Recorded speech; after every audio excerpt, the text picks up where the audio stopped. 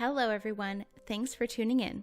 I'm Emily, the home bookkeeper, and on this channel I help business owners and fellow freelance bookkeepers navigate the ever-changing QuickBooks Online, while also sharing insightful videos on all things business ownership and finance. As always, this is a sample company provided by QuickBooks for educational purposes only. In today's video, I am going over the simplest workflow I could possibly think of for setting up a new renter in QBO.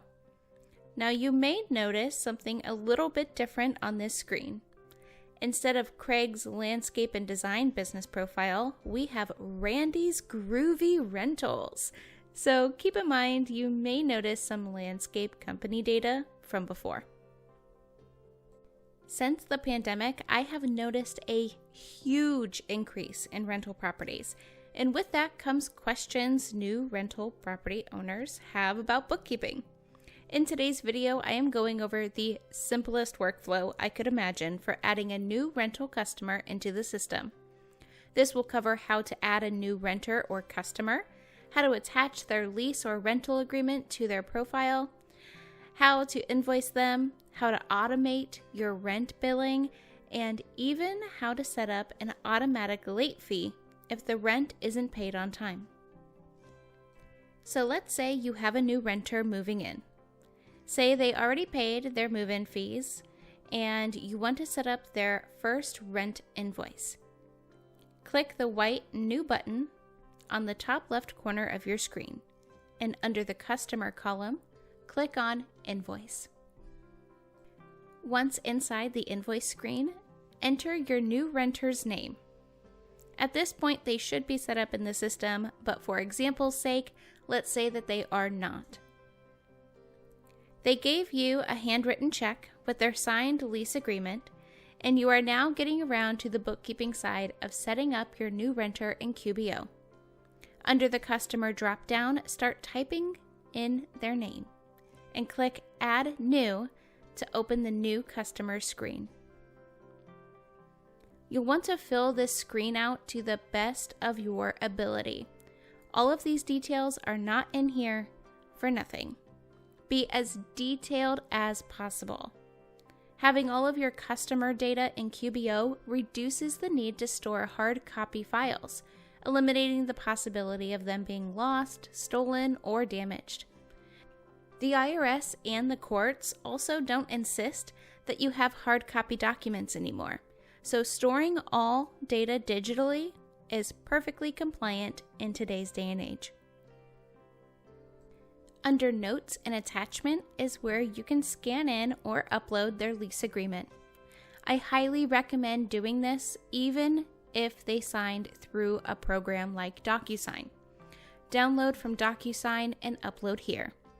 You can add in notes like if they have an emotional support animal, or any out-of-lease communications or agreements that may need to be referenced later on. Renters are not taxed, so you can uncheck the taxable box. And when finished setting up your new renter's customer file, click the green Save and Close button.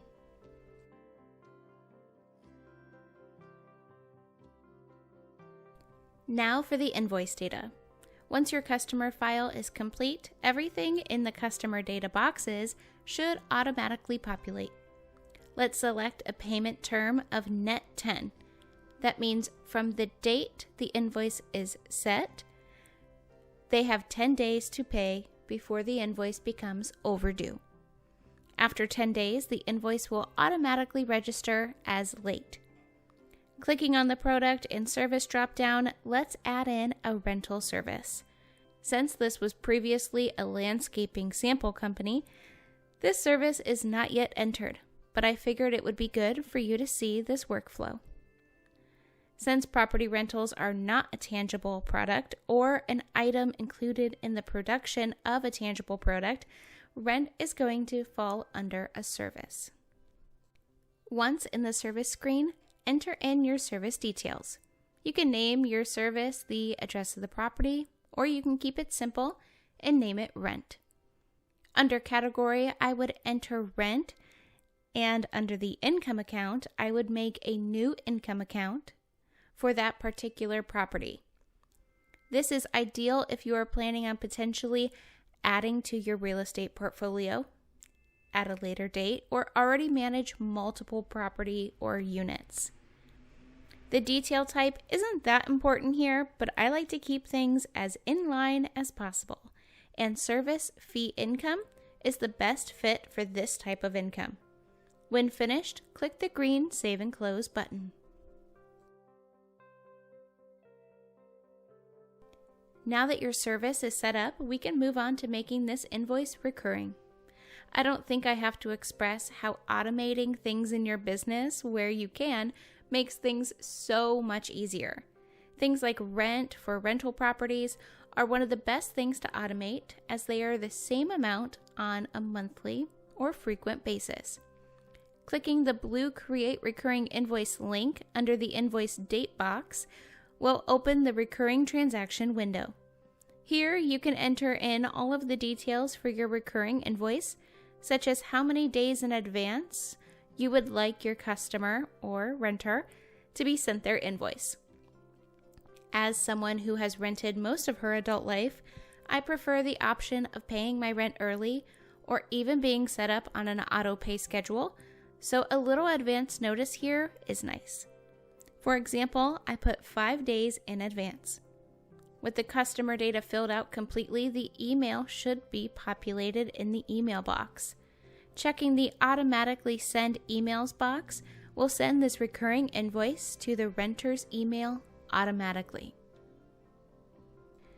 Under the Interval section is where you can enter in all the recurring data.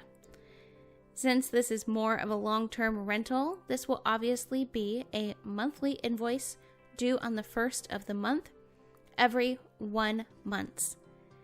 And the starting date in this example will be set for February 1st.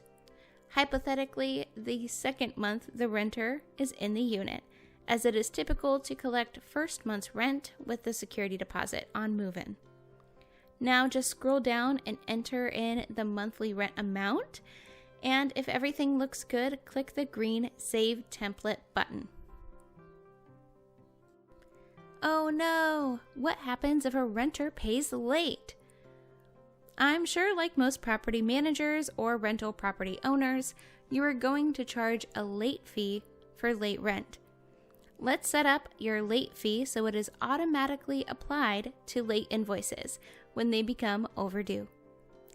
Clicking on the gear icon in the top right corner of your screen, go into your account and settings. Under the Sales tab on the left-hand side, scroll down until you see the Late Fee section.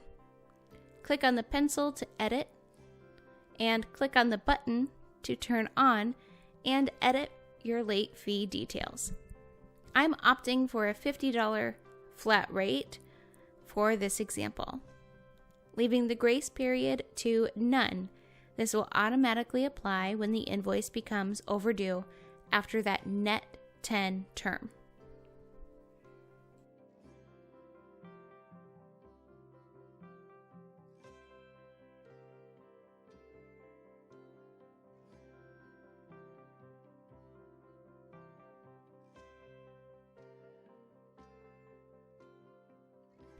And there you have it.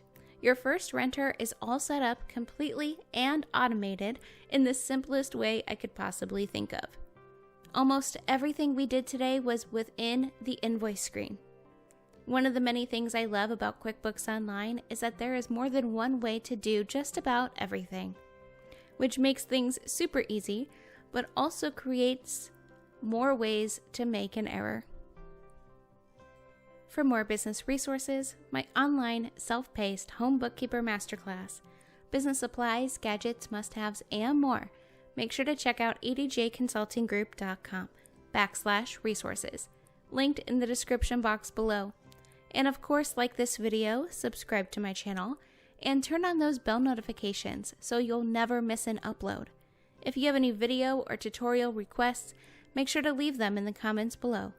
And for even more behind-the-scenes content of life as a home bookkeeper, feel free to follow me on Instagram @EmmaDawn and connect with me on LinkedIn. And if you need more assistance one-on-one QuickBooks Online coaching, or bookkeeping and payroll management, feel free to email or visit edjconsultinggroup.com. My firm is fully inclusive and ready to help you along wherever you may be in your entrepreneurship or personal wealth building journey.